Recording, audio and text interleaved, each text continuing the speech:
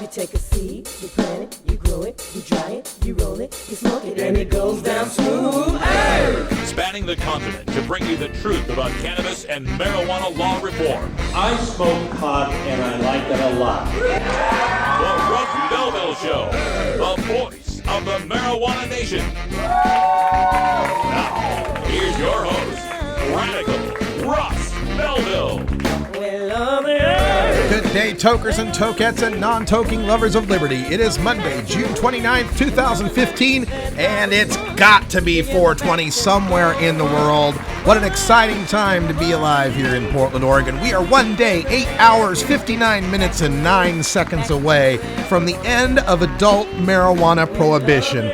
For the first time in my life, in the state of my residence, I will no longer be a criminal for my cannabis use as an adult. And I'm so excited for myself and the other 314,000, actually 437,000 estimated annual tokers of adult age here in the state of Oregon.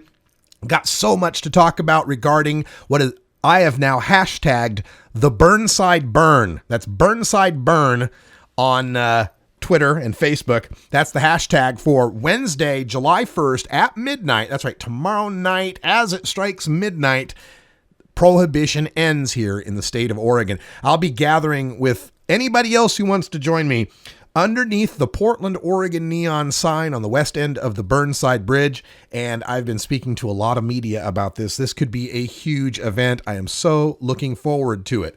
Also, tomorrow night, I will be on the Who's the Ross program, the live comedy show that is at the Dante's downtown, 3rd and West Burnside. That'll be at 10 o'clock tomorrow night. I'll be walking from there right after the show up to the Burnside Bridge, and so much more to tell you about. We'll get to all of that in Behind the Headlines. We'll tell you about the national media coverage for Oregon's legalization night coming up. Also on the show today, we're going to go we're going to get to the drug war data mines. I'm so excited. I can't even get the intro in here. I'm so excited. The drug war data mines today, Marijuana Policy Project has produced a report card on the 22, is it? Presidential candidates for 2016, how they stand on marijuana reform issues. We'll tell you who fared the best and worst on that report card. Also coming up at past, it's Monday, and you know what that means. It's time for your regular dose of cannabis science with Dr. Mitch Earlywine. He's going to be on the line with us, and you can call in live at 84-420 radio. That's toll free, 844-207-2346, or you can join us in our Ustream chat room. Just click on the green live chat button on the front page at 420radio.org. Speaking of the Ustream feed, hello everybody out there watching us on our restored Ustream channel at ustream.tv/channel/Radical Russ. All right. Also, at the end of the show, we'll have time for a radical rant. What becomes legal at midnight on Wednesday in Oregon? I'll give you the details of some of the latest bills that have passed that have set how and where we're going to be able to buy legal marijuana and what the penalties will be if we break the remaining rules. Also, in hour 2 today, we'll have time in Toker Talk Radio to talk about some more stories in the news. Some of the media in Oregon are predicting a mass increase in freeway mayhem once marijuana becomes legal. We'll debunk that in hour 2. We've also got Bacon Dan calling in. He's got some music for us that is perfect, just perfect for legalization week here in Oregon. We've also got a story on how high quality pot from legal states is flooding the markets back east. You're welcome. And how the federal government's spending $3 million to try to cure marijuana addiction. I've got a cure. Try medical marijuana. 420 Radio News is next. I'm Radical Russ. Stick around.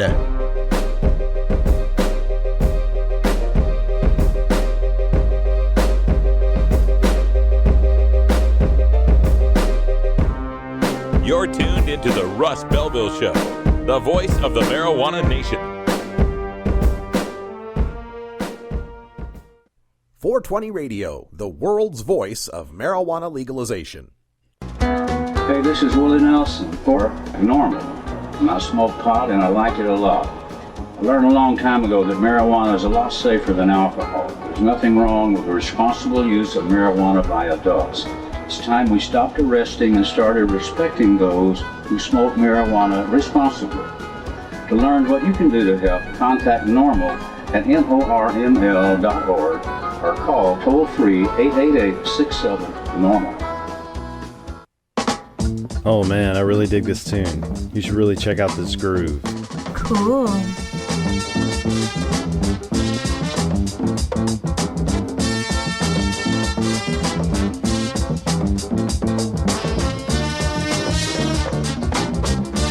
Groovy. Hey, check out more deep cuts like this on my show, Big Daddy Fink's Funky Roller Rink, every Thursday night on 420 Radio. Funky Roller Rink.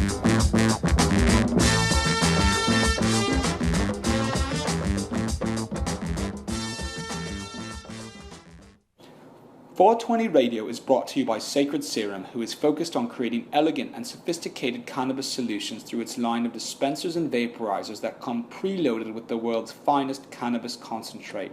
Sacred Serum's concentrate is made on pharmaceutical-grade supercritical CO2 extraction machines that use absolutely no butane or other toxic chemicals. The Vesica, the company's innovative new way to dab and frost, is now available in dispensaries across California. Sacred Serum, elegance and sophistication concentrated.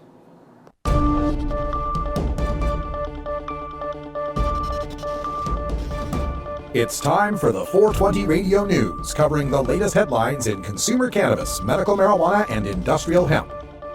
Transcripts of 420 Radio News are available daily on our website at 420radio.org. Now, here's Russ Belville with your marijuana headlines in 4 minutes and 20 seconds. This is your 420 Radio News for Monday, June 29th, 2015.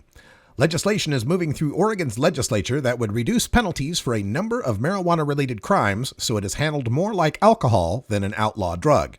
Supporters of lower penalties say they want to move away from a war on drugs mentality and help marijuana offenders erase previous convictions that have made it harder to get jobs, housing, and education. Law enforcement officials and legislators, who are often wary of reducing crime sentences, have largely accepted the reductions. But Senator Floyd Przansky wasn't able to persuade fellow legislators to drop the penalty for furnishing pot to a minor from a felony to a misdemeanor, as is the case with alcohol. Clatsop County District Attorney Josh Markey, who campaigned heavily against Measure 91, says, quote, "Selling dope to high school kids certainly seems like a considerably more serious crime," end quote, than furnishing them with alcohol, he says, citing research showing the danger of marijuana to developing brains. The First Church of Cannabis in Indiana won't have cannabis for its inaugural service Wednesday, church founder Bill Levin announced. Marion County Prosecutor Terry Curry and IMPD Chief Rick Hite had a news conference Friday to warn about arrests if people had marijuana. After that news conference, Levin said it changed nothing about his plans. On Monday afternoon, though, it did change. Quote, "Right now, we do not want to address this in criminal court because it's not a strong hand," Levin said in an interview with the Indianapolis Star. "If we address this in civil court, we have a stronger hand," end quote. Levin said his lawyers will be filing a civil action after the state's Religious Freedom Restoration Act goes into effect Wednesday. Curry said he might also be in favor of clarifying the issues through civil litigation. The California legislature approved AB 258, the Medical Cannabis Organ Transplant Act, introduced and written by California Assemblymember Mark Levine of San Rafael. Since the bill passed in the Senate on June 22nd, many are urging California Governor Brown in an email campaign to sign the bill. He makes the decision tomorrow, June 30th. According to Americans for Safe Access, a medical marijuana advocacy organization, many patients in California have been denied organ transplants for using cannabis, even when they were doing so per their doctor's recommendation, because current California law does not protect medical marijuana users from civil discrimination, including denial of access to health care. Besides Cedars-Sinai, other institutions that allegedly kick medical pot users off their waiting lists include UCLA Medical Center, Stanford Medical Center, and UCSF Medical Center. Meanwhile, laws in many other states protect qualified cannabis-using patients when seeking organ transplants, including Arizona, Delaware, Illinois, Minnesota, New Hampshire, and Washington. A bill inspired by a teenage girl in New Jersey who was barred from using edible medical marijuana on campus faces its final legislative hurdle Monday afternoon. In nearly record time last week, a bill by Assemblywoman Pamela Lampett and Assemblyman Lou Greenwald that would require school districts to develop cannabis policies for students who are registered with the state's program was introduced and approved. A parent or another designated caregiver would be permitted to bring the oil to school and administer it to the child, according to the bill, which would also shield the district from legal liability. With the legislature's summer recess beginning Tuesday, the Senate is relying on an obscure rule that allows the bill to bypass a committee hearing and head directly to the full Senate for the final vote. Delaware has become the second state in the Mid-Atlantic region to make its debut in the burgeoning medical marijuana industry. A long line formed Friday when its first dispensary, First State Compassion Center, opened in a former tile market in a bustling Wilmington industrial park. Canacare Docs, a company that employs physicians to certify eligible patients, fielded questions from curious passersby a few doors away. New Jersey led the way in the area when it legalized medical marijuana in 2010. Delaware followed in 2011. Pennsylvania fell behind while nearly half the states nationwide adopted marijuana programs. Some Pennsylvania senators have said they plan soon to push a stalled bill with bipartisan support onto the floor for debate. First State is charging $350 to $400 for an ounce of marijuana. In New Jersey, an ounce at the three dispensaries goes for $500 to $550 plus tax. This has been your 420 Radio News for Monday, June 29th, 2015. I'm Russ Belville.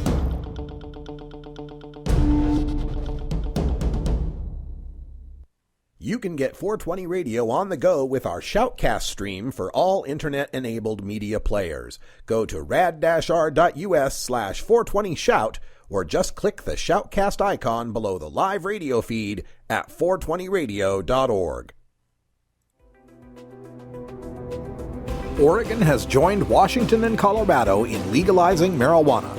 We're Portland NORML, the National Organization for the Reform of Marijuana Laws chapter in Portland, Oregon. Join us as we celebrate the launch of an exciting new era in marijuana freedom in Oregon. Our job has just begun. Powerful interests want to white out the most important portions of Oregon's legalization law. By joining Portland NORML, you add your voice to the thousands who voted for Measure 91 and want it to be implemented as written. The people have spoken. Now it is time for the legislature to obey the will of the people. Find out more about Portland NORML at portlandnormal.org. Attend our monthly membership meetings on the fourth Saturday of the month. See our website for more details. Portland NORML, ensuring responsible adult marijuana consumers are afforded the same rights, privileges, and responsibilities as beer drinkers. NORML stands for Responsible Adult Cannabis Use. If cannabis use is causing problems in your life, consider taking a break or seeking medical assistance. Consider ceasing cannabis use if you have a family history of mental illness. Don't drive or operate heavy machinery while impaired by cannabis use. Cannabis use is not without risks, even though the risks may be far less than those posed by legal drugs. The Fingerboard Extension has fretted instruments to enhance your creativity. It has new and used guitars and banjos from beginning to high class. The Fingerboard Extension has National Resophonic, Husson Dalton, Larrabee, Heritage and Recording King guitars, and Mike Ramsey, Wildwood, Gold Tone, and Recording King banjos. The Fingerboard Extension also has drum stuff, used gear, and parts. Stop by the Fingerboard Extension, downtown Corvallis, Oregon at 120 Northwest 2nd, or check out the inventory on the web at fingerboardextension.com and reverb.com.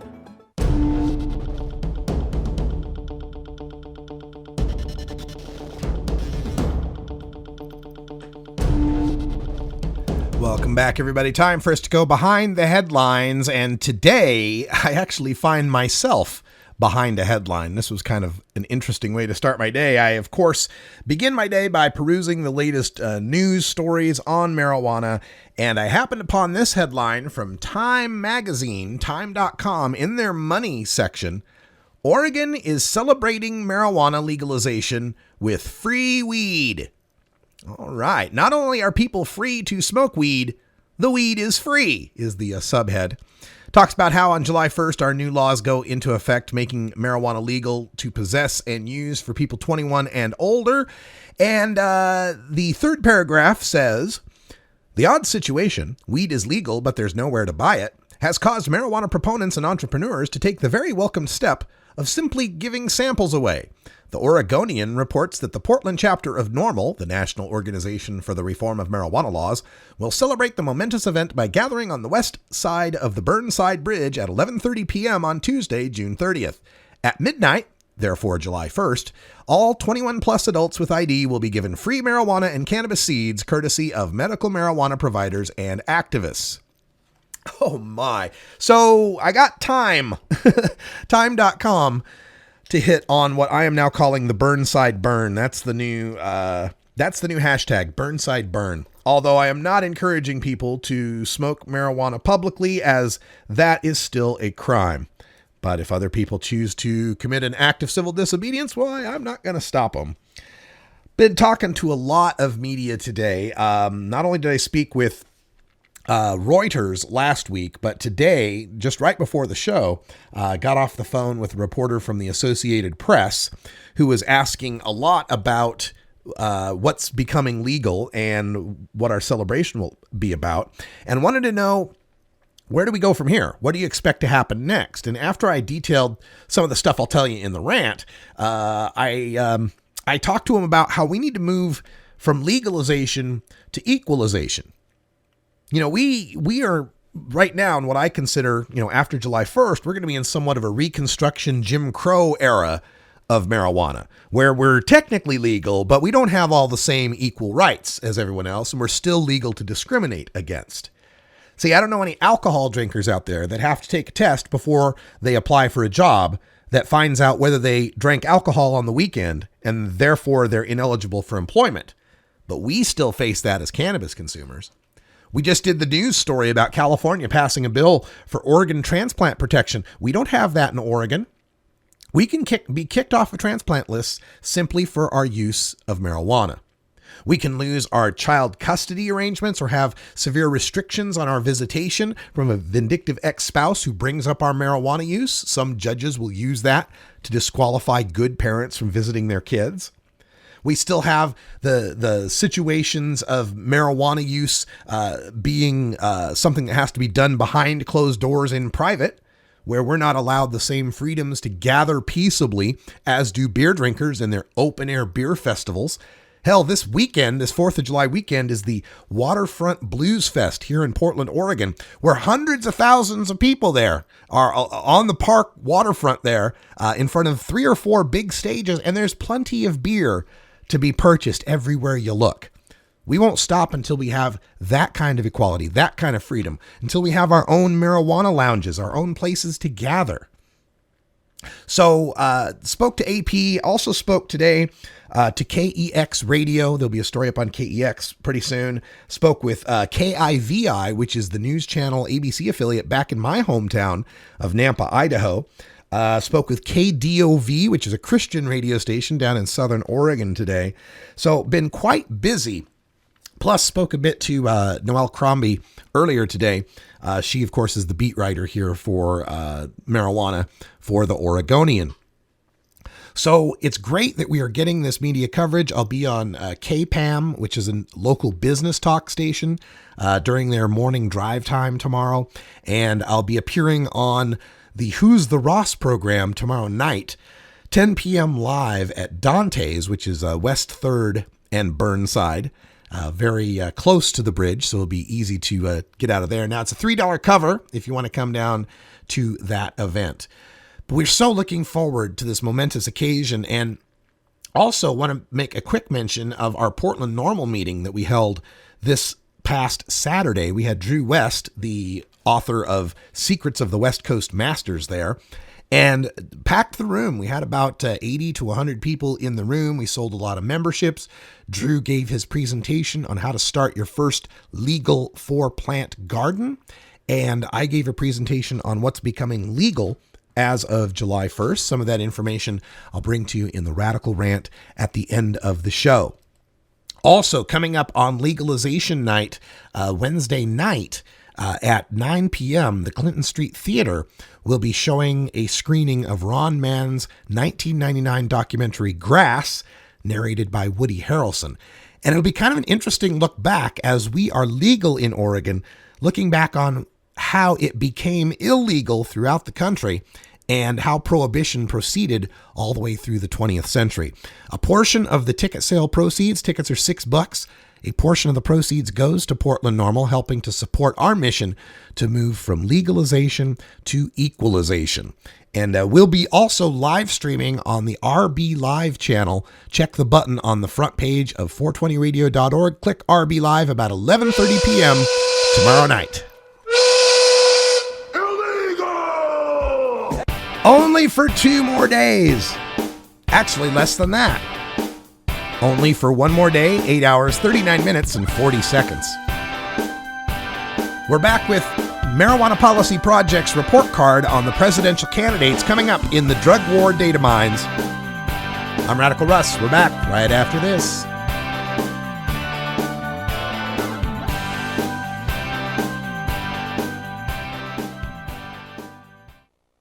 You can get 420 Radio on the go with the TuneIn Radio app for all mobile platforms. Go to rad-r.us/420tunein or just click the TuneIn Radio icon below the live radio feed on 420radio.org. Get.Buzz. .Buzz is the internet platform that fuels community interest, excitement, and new experiences. .Buzz is the premier online destination for internet users seeking the latest news on a variety of topics. .Buzz appeals to groups active in blogging, communications, journalism, advertising, and marketing. .Buzz offers registrants a stronger alternative to the shrinking namespace of existing top-level domain names, such as .com, .net, and .org. Get your name now at get.buzz. Funky Roller Ring. Oh, yeah. What's happening, Groovy Cats? This is your Funk Master of Ceremonies, Big Daddy, and I want you to join me every Thursday night at 11 Eastern, 8 Pacific, right here at the Funky Roller Ring. Oh, yeah. Your home of soul, funk, and disco, baby. Funky-licious.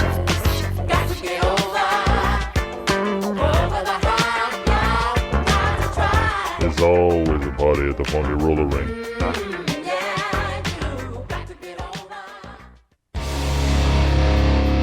This is Radical Russ encouraging you to take a look at the Weed Blog every day. Johnny Green and the staff at the Weed Blog are on top of all the latest developments in the fight to end marijuana prohibition nationwide.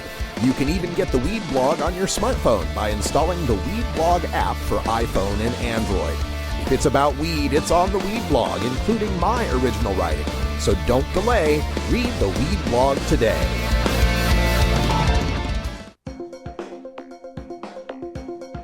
Arguing for the end of adult marijuana prohibition is easy because we have facts, science, reason, compassion, evidence, truth, and logic on our side.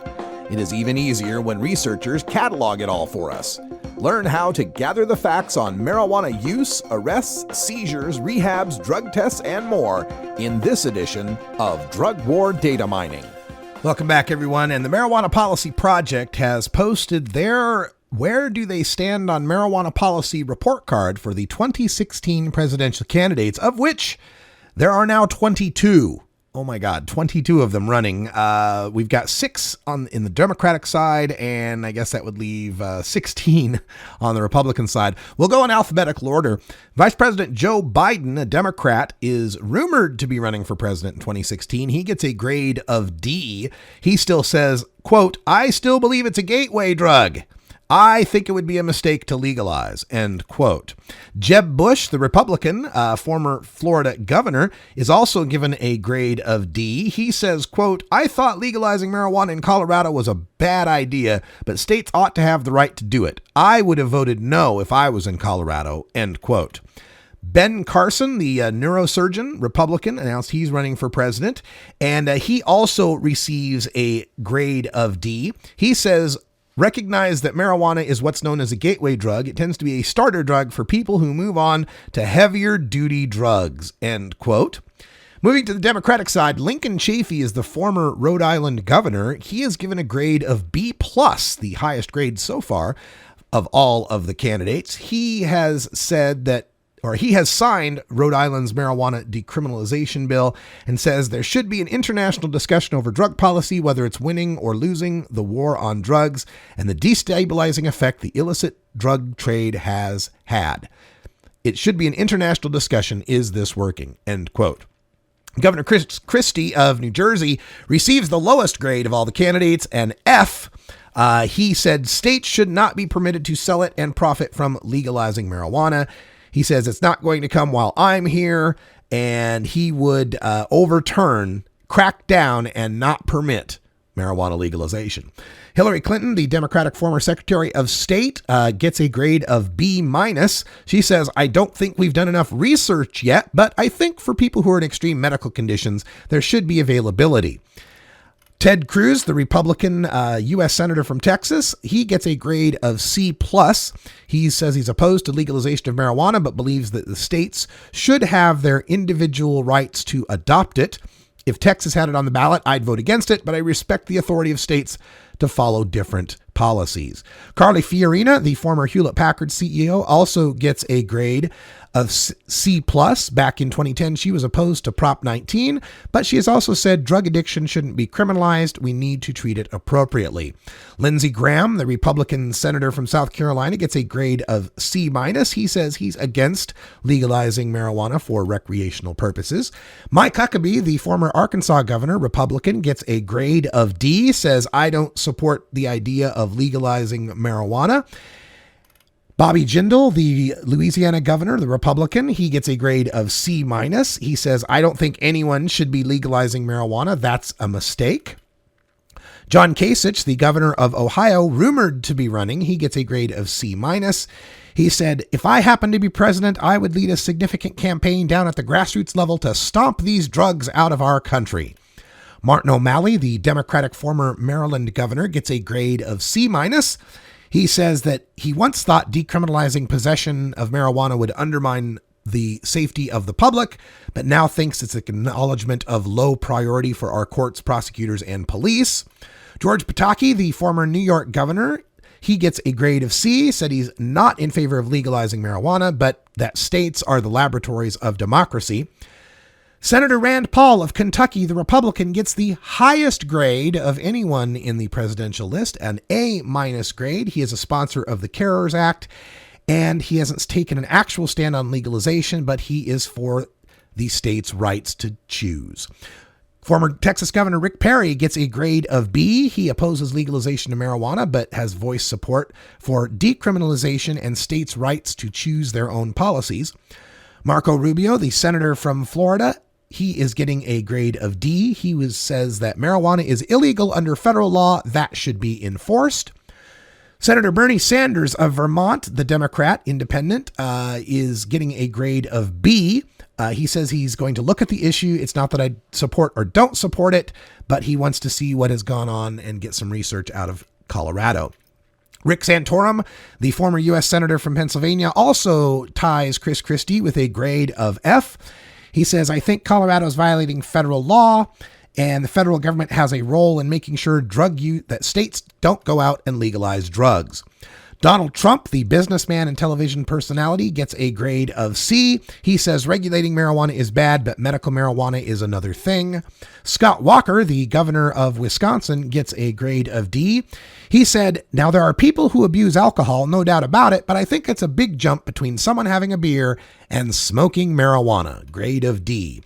And former U.S. Senator Jim Webb of Virginia, who is expected to run for president, gets a grade of B+. A response to marijuana legalization question said, I think everything should be on the table and we should want recommendations on how to deal with drug policy in our country. This is available at the Marijuana Policy Project website, mpp.org/2016-presidential-candidates. Find that online at mpp.org. And again, Bernie Sanders getting a B, and we've got some Republicans getting B's as well, with Rand Paul getting an A-. 420 Radio is 24-hour marijuana legalization radio. Growing plants indoors can be a rewarding hobby, but electricity bills can go through the roof. Then you have to cool down all those big hot lights. It can drive a grower insane. With Lush LED lighting, you can solve many of these issues and double your rewards. Matt and his scientists have developed the perfect light for flowering plants with far less cost and heat. And the results? Very effective. Check out lushledlighting.com right now and tell them Radical Russ sent you. There's so much I worry about as a mom. Stephen Harper thinks that organized crime should continue to profit from marijuana prohibition. Imagine regulating marijuana like alcohol and cigarettes with a strong and clear educational message, making it more difficult for my kids and your kids to access. Drug dealers don't ask for ID. Stephen Harper does not have the kind of judgment we need to protect our children, authorized by the Normal Women's Alliance of Canada. Hey everybody, it's Radical Russ here from 420 Radio, inviting you to be like me and get your ink done at Lucky Horseshoe Tattoo, Fort Worth's most female-friendly, clean, sterile, awesome tattoo shop. Thomas and his crew are true artists who can design you a custom piece or use a design you bring in. Lucky Horseshoe Tattoo also offers all styles of tattooing as well as piercings and all-around fun. In the DFW area, stop by Lucky Horseshoe Tattoo and tell them Radical Russ sent you.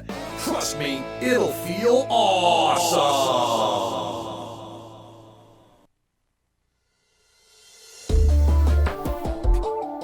It's time for the Russ Belville Show's Cannabis Q&A with Dr. Mitch Earlywine. Dr. Earlywine is a professor of psychology at the State University of New York at Albany and a leading author and researcher on cannabinoids and health, who pins the Ask Dr. Mitch column for High Times magazine.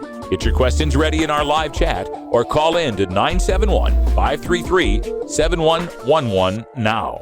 Welcome back, everybody. Time for our Cannabis Q&A. We got Dr. Mitch on the line. How you doing, Doctor? Having a pretty crazy day, but all in all, okay. Well, we hope it gets better for you, and this will be painless. It'll go real quick. Sure thing. All right. So, of course, we have our phone lines open at 84-420 Radio if anyone has a call-in question. We've also got our chat line open at ustream.tv. And before we get too deep into this, let's remind everyone that if you can't get enough of Dr. Mitch, you can now get more Dr. Mitch. He's got a new podcast available on cannabisradio.com. How's that been going, Dr. Mitch? It's, let's just say I bow to you, Russ. It's a lot more difficult than it looks. Thank you very much. I appreciate the compliment. All right. So in the news today, there's all sorts of interesting things to get to, but I want to start with the main one that seems to be getting a lot of play. And Paul Armentano did a great job of pointing out the media's schizophrenia on this, but the recent Journal of the American Medical Association meta-analysis of medical marijuana and saying most uses of medical marijuana wouldn't pass FDA review. What's the real detail on this people should take away from this this study? Well, when they see the steam coming out of my ears, they know something must be awry. None of this is really about medical cannabis. They meta-analyzed all medical cannabinoids. So there's Marinol, there are these THC mimicking drugs, there's cannabidiol, there's THCA, and they put all the apples and oranges together and said, none of the fruit's any good. And it's completely unfair to say that medical cannabis doesn't work simply because of these studies. The article itself in JAMA was relatively responsible about this, but the headlines have just been terrible. And even in the LA Times, they're saying, medical marijuana, blah, blah, blah, blah, blah. There are 28 studies, and I think only 2 or 3 of them actually look at medical cannabis. So the rest of them are these artificial mimicking things or just THC by itself, and it's unfair to generalize from these conclusions. Yeah, it's a shame. And one thing that I caught in this review is the UK Daily Mail did a piece on this where they said cannabis, medical cannabis doesn't work for this, that, the other thing, and pain, and then had to admit 2 lines later that, well, they did find out that there was some evidence for pain. In fact, don't we have more evidence for cannabis's efficacy regarding pain than anything else? And what's crazy is they also did the nausea and vomiting stuff, and I mean that's one pretty well established since about 2800 BC. And they said, no, that's no good either. Well, what a surprise! Yeah, Marinol doesn't work because you don't want to swallow it because you're vomiting. I mean, it was completely inane. Yeah, ridiculous. They never seem to note those good things in those reports. All right, let's get to. There was a big hearing up on Capitol Hill, and we covered this on 420 Radio on CBD with Senators Gillibrand and Booker and I think Feinstein Devine and Grassley were the chairs of this committee. And of course, Kevin Sabet showed up there, and there was a big showdown where he was on a panel with another doctor who actually works with Schedule 2 drugs, and they were arguing back and forth about whether or not Schedule 1 versus Schedule 2 would make any difference in CBD research. Did you catch those, and what did you have to think about Sabet's performance? So my jaw hit the ground about 3 times during all of these, and Sabet actually said nice things about cannabidiol. In truth, Schedule 2 is a giant pain in the ass for researchers anyway. It would be a step in the right direction. The fact that Kevin Sabet, of all people, is actually saying, hey, if we had access to cannabidiol alone, it would be better, wasn't something I expected. But Nora Volkow also said, hey, this Mississippi situation where you can only get cannabis from one place if you're doing research on it has to stop. And I was blown away by that, immediately emailed Rick Doblin. He was already on top of it. So, I feel like the fact that this conversation is happening is great. I'm just sad that it's taken us this long to make this kind of progress. Yeah, and Dr. Volkow from National Institutes of Drug Abuse actually, isn't there a quote where she says there is no scientific reason marijuana should be in Schedule 1?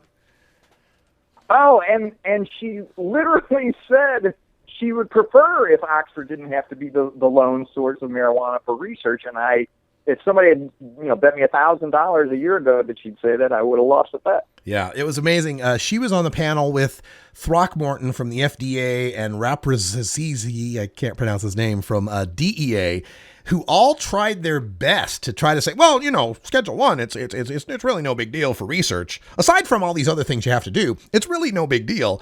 And part of me kept thinking, and I think Senator Booker picked up on it, was, well, gosh, if it's no big deal, then why have it? What's the point in having that restriction? And I want to emphasize, he can barely pronounce NIDA. It's not like he's some kind of drug expert. If it's self-evident to somebody who's really not into this, it ought to be self-evident to them. Yeah. Now, speaking of marijuana research, the Obama administration did a great thing in removing a public health service review for marijuana studies. What was this, and how does it differ studying marijuana than any other Schedule 1 drug? So it's interesting that the hoops for Schedule 1 drugs tend to be worse for marijuana than even the opiates. So you have to have this extra step where the Public Health Service has to go through it. And at least currently, you can only get marijuana from the one place, this University of Mississippi location that provides it. Well, obviously, you can get opiates anywhere.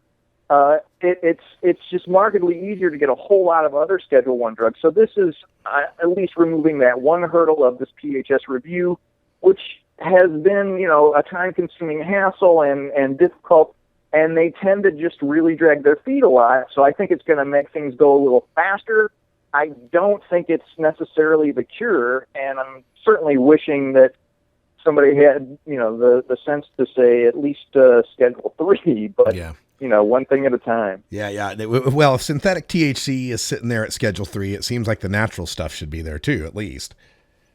Oh, yeah, at absolute most. And I really, envy all my pals in your neighborhood and in any of the states where medical and recreational markets are opening up. I wish I were there gathering data right now. I'll see if I can gather some data for you. Now, when it comes to those Schedule 1 drugs, you were saying that marijuana was the only one that had to go through this public health review. And is it not also true that marijuana is the only one for which there's a monopoly on the research supply? Exactly. So, there are tons, at least 4 companies that produce, the medical opiates that people do work on. Things like nitrous and, these drugs that you never even think about, where there are these guys at the University of Chicago who have, approval for them, and they can basically make people bid for, the business. But if you want cannabis, there is one place and one place only, and it just seems ironic given that one place could be my backyard, but instead, legally, it can only be from Mississippi. Yeah, and I've seen LV's and Irv's tins of Mississippi weed, and the patients deserve better weed for the studies as well. All right, let's get to, this was another groundbreaking, mind-blowing study. Booze's impact is greater than pot's on driving. Who'da thunk it, Dr. Mitch? And what's so sad is we've had these data since the late 90s, of course, in Amsterdam, where they were gathering them. And what breaks my heart is that, we're still pulling people over and measuring metabolites that have nothing to do with their current level of impairment, while, meanwhile, people, who've had a couple of drinks aren't under the same kind of scrutiny, and they're the ones who are much more likely to cause an accident, and particularly a lethal accident.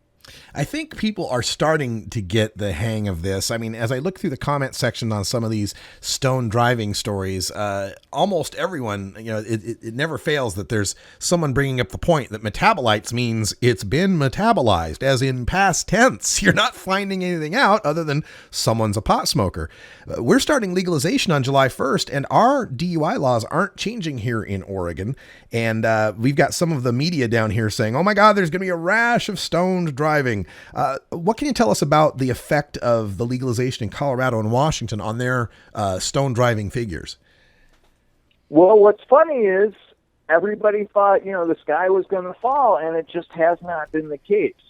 I'm encouraging law enforcement everywhere to rely on roadside sobriety tests, walk a straight line, ride your unicycle, those kinds of motor tests, rather than anything else.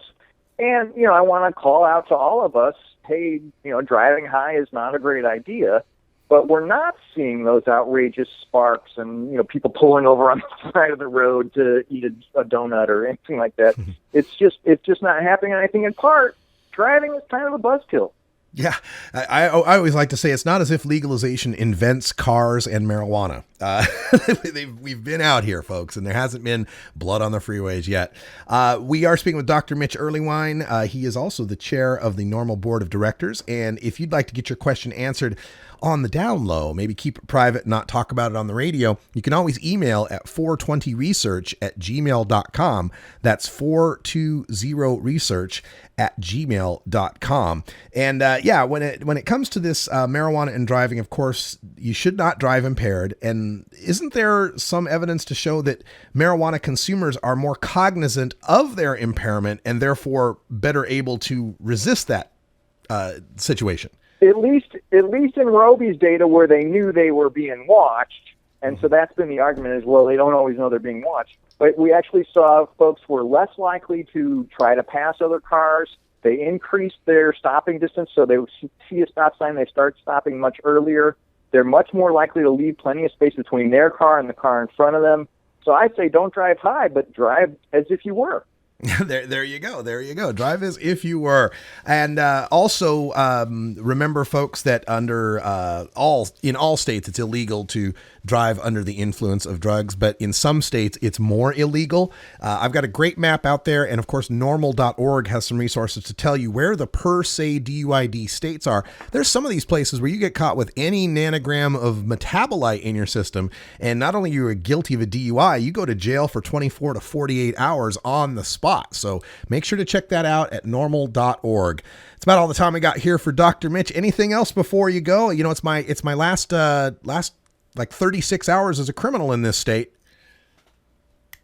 All I want to say is I'm looking forward to celebrating your return to regular society. Yay, I'm no longer an outlaw. Thanks, Dr. Mitch, and we'll talk to you next week from Legal Oregon. Looking forward to it. All right, folks, stay tuned. We're going to have time for a radical rant. Speaking of Legal Oregon, what exactly is becoming legal? I mean, we get to possess an ounce, but do you know how much you have to possess before you get a felony? Can you grow your 4 plants if you live within 1,000 feet of a school? What's the tax rate going to be, and when are the pot shops going to open? We'll answer those questions and many more when we come back on the Russ Belville Show.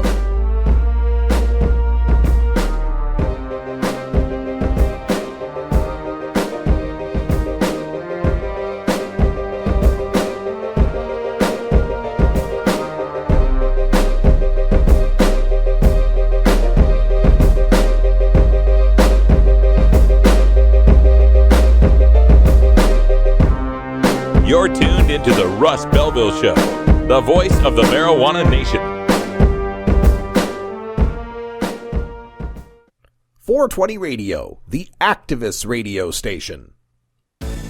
At Herbie's Cannabis Seeds, we pride ourselves on bringing you the best quality seeds from the world's most respected cannabis seed producers, all at the lowest online prices. You can find Herbie's Seeds at herbiesheadshop.com. All cannabis seeds are sold as souvenirs and as a means of preserving cannabis genetics. Herbie's Seeds in no way intends to condone, promote, or incite the use of illegal or controlled substances. We strongly urge all prospective customers to check their national laws prior to placing an order. Herbie's Seeds at herbiesheadshop.com. Proud sponsors of the Russ Belville Show and 420 Radio.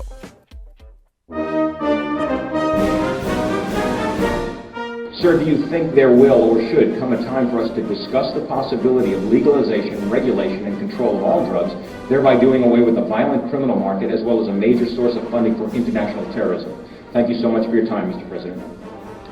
Well, I think this is an entirely legitimate topic for debate. Name the time and place, Mr. President. Radical Russ has been prepping for this debate full-time since 2005. The Russ Belville Show.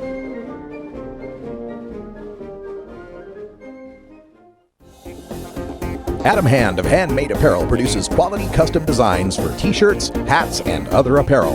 Handmade Apparel is the official design shop for 420 Radio among many clients who rely on Adam Hand for everything from short-run custom projects to full-run clothing lines. Visit handmadeapparel.biz to browse the selection of handmade gear or to get a personal quote for your own designs. Handmade Apparel, a proud supporter of 420radio.org.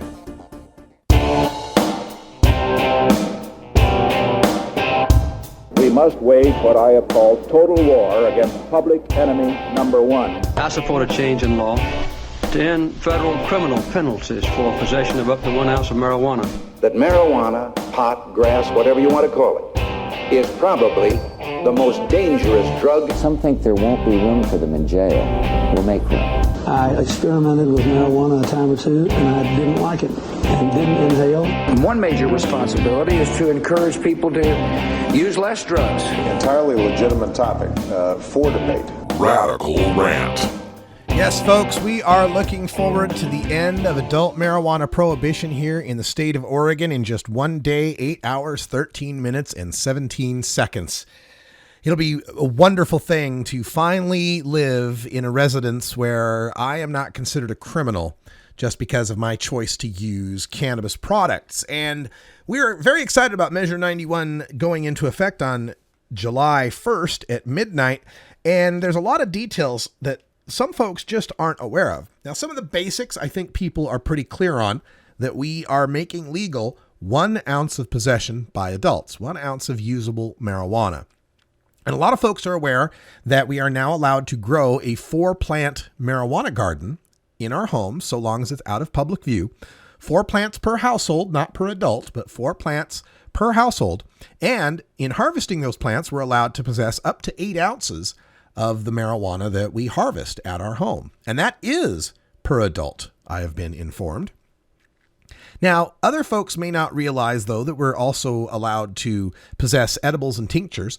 We're going to be allowed to possess up to 1 pound of edibles. And that's the weight of the edibles themselves, not a pound of weed in the edibles, but 1 pound of brownies or cookies or gummy bears or whatever. And in the case of tinctures or sodas or anything liquid-based, up to 4.5 pints of tinctures. Now, one part that is a very interesting concern, though, has to do with extracts. Now, in extracts, those are specifically the cannabis concentrates that are made with propane, butane, isopropyl alcohol, carbon dioxide, hexane, any sort of solvent. And only those extracts that are purchased from licensed stores are legal under our new law, and you can have up to 1 ounce of them. The problem is we don't have any licensed stores, and we won't until the summer of 2016. We're about a year away from having licensed extract processors. And homemade extracts have been made specifically illegal, both to produce and to possess. So this is something people should be aware of, is that little couple of grams of extract actually becomes more illegal on July 1st. Now, in addition to Measure 91 reducing or ending the criminal penalties for marijuana, it has also reduced the penalties above the legal amounts. That is, if you have more than what is legal, you still face a reduced penalty compared to what the law used to be. Right now, anything that is legal, you can have up to twice that amount, and it's only a Class B violation. That's a ticket, no criminal record. So that means you could have up to 2 ounces of marijuana in public and just get a ticket. You could have up to a pound of marijuana at your home and just get a ticket. Up to 2 pounds of edibles, up to a gallon and a pint of tinctures, and up to 2 ounces of store-bought solvent extracts. And then amounts up to 4 times the legal amount are now just Class B misdemeanors. You could possess up to a 1/4 pound of marijuana in public, and it would be a Class B misdemeanor. Up to 2 pounds of marijuana at home, up to 4 pounds of edibles, up to 2 gallons and a quart of tinctures, up to a 1/4 pound of store-bought extracts. Anything more than 4 times the amount that is legal becomes just a Class C felony, when many of these used to be Class B or Class A felonies. And the reason that is so important is because it reduces in half the mandatory minimum from a B, which is a 10-year mandatory, to a C, which is a 5-year mandatory. And Class C felonies can easily, well, not easily, but can be expunged from one's record immediately after serving all of one's time. So it'll be easier for people that have been busted with more than 4 times the legal amounts to have their record cleared after they've served their sentence. When it comes to the plants, it's a slightly different situation. There is no ticket for too many plants, but you can have up to 8 plants in a household, and it will just be a Class B misdemeanor. 8 plants or more than 8 plants would be a Class C felony, when many of the cultivation penalties had been Class B or Class A felonies. And when it comes to the homemade extracts, for the possession of homemade extracts up to a 1/4 ounce, 7 grams, is a Class B misdemeanor. Anything over a 1/4 ounce of homemade extract is a Class C felony. So people better pay very close attention to that. Now, in Oregon, we have a few bills that are still going through the legislature, and the legislative quit date was supposed to be on July 1st. They may go as late as July 11th. But there are a couple of bills that they're trying to get passed that should clarify some of the law. And the main bill is one called HB 3400. This is a bill that I call the Eastern Compromise. The 3400 bill allows any county that voted 55% or more against Measure 91 to ignore Measure 91's law when it comes to banning recreational and medical marijuana facilities. That is to say, the counties that voted more than 55% against, all of them east of the Cascades, can ban medical marijuana dispensaries and recreational pot shops simply through a vote of their city council or county commission. The rest of the state, the western counties, are still required to issue a ban through a vote of the people as required by Measure 91. Now, you've heard me rant about this. I think this is an egregious affront to democracy to have a statewide initiative be invalidated on a very key point for half the state. But that is what we've got under HB 3400. Also under HB 3400, a $35 an ounce harvest tax has been rejected. And instead, we will have a 17% sales tax and a 3% local sales tax, up to 3% local sales tax. That 17% sales tax will be paid, of course, only in the western Oregon counties that maintain pot shops. Remember, the eastern Oregon ones are probably going to ban them. And that means that taxes paid by western Oregonian pot smokers will benefit eastern Oregon counties. That also is an egregious affront to Measure 91, which specifically had a tax scheme that only distributed marijuana money to the places that allowed marijuana business. Once again, we get our democracy overthrown to coddle the eastern Oregon counties. Now, the 3% local tax has to be approved by the voters, It can be up to 3%. It could be lower, but trust me, they'll all make it 3% because they can. And a city or county can only approve that 3% local tax if they allow all types of marijuana licenses. So they can't just have pot shops and get the tax. They have to also allow grows and processors as well. Another bill is Senate Bill 460. That addresses a big glaring problem with our legalization, and that is on July 1st, this Wednesday, we're legal to possess and consume marijuana, but we have no place to get it. There is no legal place to buy it. Sure, you could go to Vancouver, Washington and buy it just across the river, but then you're committing a federal crime by carrying it across the border. SB 460 would allow the existing medical marijuana dispensaries in Oregon to sell to all adults starting on October 1st, 2015.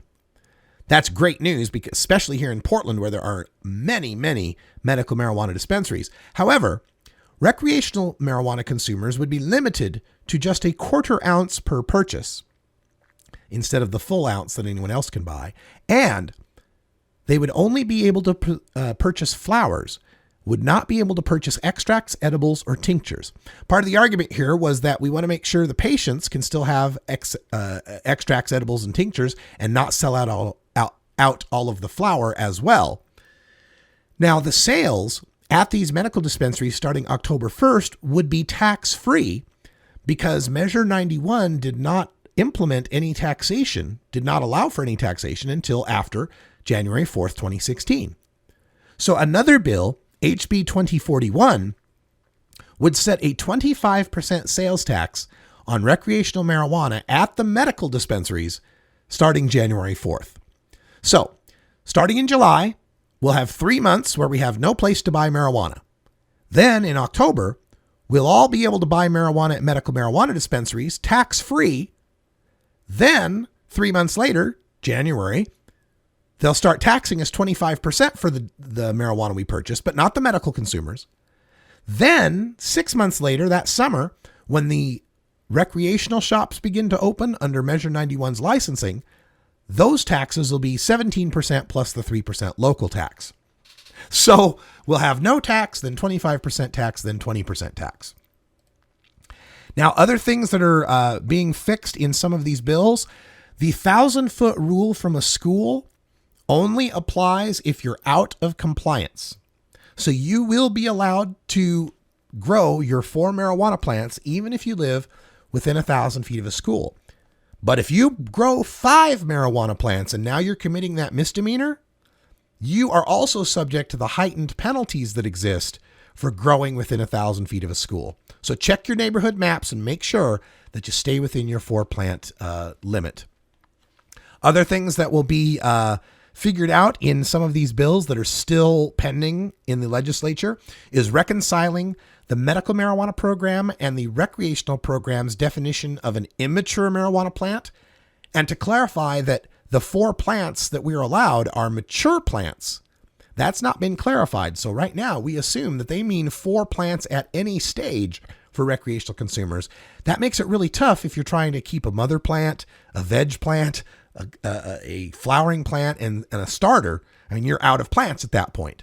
We believe that there shouldn't be any consideration to how many immature marijuana plants someone has. An immature marijuana plant is no good to anyone until it's been matured.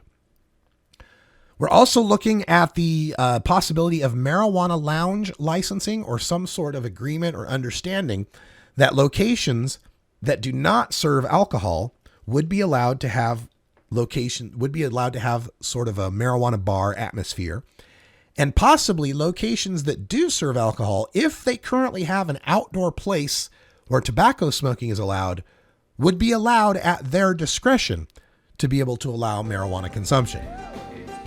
There's still a whole lot yet to be decided in some of these details, and we'll keep you posted on them as best we can here. You can also follow our activism work at portlandnormal.org. Jennifer Alexander has been doing a fantastic job of keeping us updated on the latest amendments and changes to all of these bills. That's all the time we got for Hour 1. Thanks for joining us. All of you listening to the podcast, we really appreciate it. Join us live sometime and you can catch Hour 2, Toker Talk Radio. That's coming up next. We're going to talk about the fear of legal marijuana in Oregon. What will happen? We've also got Bacon Dan calling in with some Roots Monday music. We've got a story about high-quality pot flooding the market in the East, and a $3 million grant to cure marijuana addiction. For everyone here at Rolla J, I'm Radical Russ. Until next time, take care of each other, tokers. This is the Russ Belville Show. The Russ Belville Show is blogging and podcasting daily at radicalruss.com. You take a seed, you plant it, you grow it, you dry it, you roll it, you smoke it. You take a seed, you plant it, you grow it, you dry it, you roll it, you smoke it. You take a seed, you plant it, you grow it, you dry it, you roll it, you smoke it, and it goes down smooth.